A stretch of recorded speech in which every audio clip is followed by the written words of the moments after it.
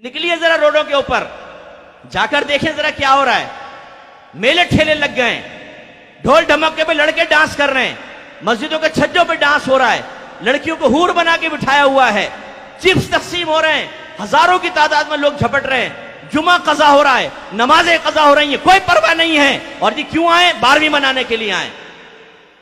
Lighting کر کے, تغرے بنا کر, نقوش بنا کر, اونٹ کھڑے کر کے, پہاڑ بنا کر میلہ بنا دیا ہے. عورتیں مرد نکل کر تفریح کے لیے باہر نکل رہے ہیں, جسم سے جسم مس ہو رہا ہے مرد عورت کا, لیکن ثواب کی نیت سے نکلے ہوئے ہیں. صاحب بھئی ہم تو دیکھنے جا رہے ہیں کہ 12ویں کی لائٹنگ کیسے. اس قسم کے لیڈروں کی حماقت کہوں یا اس کو حکمت کہوں؟ ان کے نزدیک حکمت ہی ہوگا, میں تو حماقت کہوں گا. فلاں مزار پہ چلے جاؤ, چادر چڑھا دو, تمہارا کام ہو جائے گا. ایک گھر میں نماز نہیں پڑھی جا رہی, قرآن پاک ترجمہ تفسیر سے نہیں ہو رہا, اس کتاب میں اس گھر میں حدیث کی کوئی کتاب نہیں ہے, سیرت کی کوئی کتاب نہیں پڑھی جاتی, لیکن 11ویں ہو رہی ہے, 12ویں اہتمام سے ہو رہی ہے. 9 اور 10 محرم کی نیاز بڑے اہتمام سے ہے, کنڈوں کی نیاز کبھی نہیں چھوڑی ہے, ماہانہ ختم قادری بھی ہو رہا ہے, آیت کریمہ کا ختم بھی ہو رہا ہے, ابا مرے ہیں تو تیجا 40واں بھی کیا گیا ہے. لیکن جو اصل دین تھا, جس کی ترقین, جس کی ترغیب, جس کے بارے میں حکم قرآن و حدیث میں موجود ہے, وہ نہیں. ہمارے ان مقررین نے بنایا ہے جو صرف بزرگوں کی کرامات سناتے رہتے ہیں, ان کے فضائل سناتے رہتے ہیں, اور قوموں کو یقین دلاتے ہیں کہ تم نماز نہیں بھی پڑھو گے, غوث پاک تمہیں جنت میں لے جائیں گے, مریدین تمہیں جنت میں لے جائیں گے, تم نعت خوانی میں بیٹھو, نبی کریم صلی اللہ علیہ وسلم بروز قیامت تمہیں اپنے ساتھ جنت میں لے جائیں گے.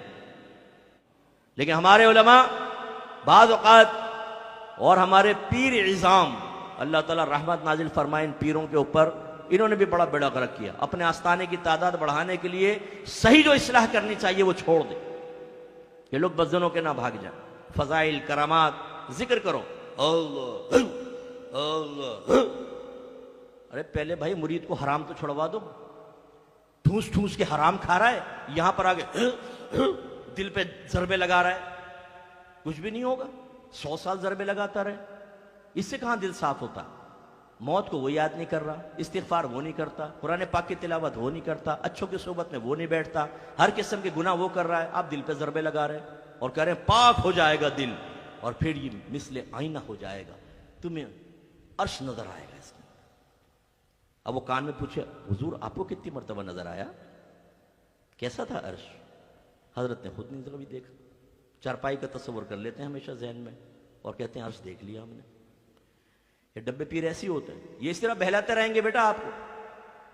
آپ آوارہ گردیاں کریں, ہر طرح کا غلط کام کریں, پھر آ کے 1 لاکھ کا چیک دے پیر صاحب کو اور کہیں کہ حضور کچھ باطنی حالت خراب ہے, پتہ نہیں میرے آخرت میں کیا ہوگا. چیک لے کے جیب میں رکھیں گے, بیٹا تو فکر کیوں کرتا, فقیر ہے نا,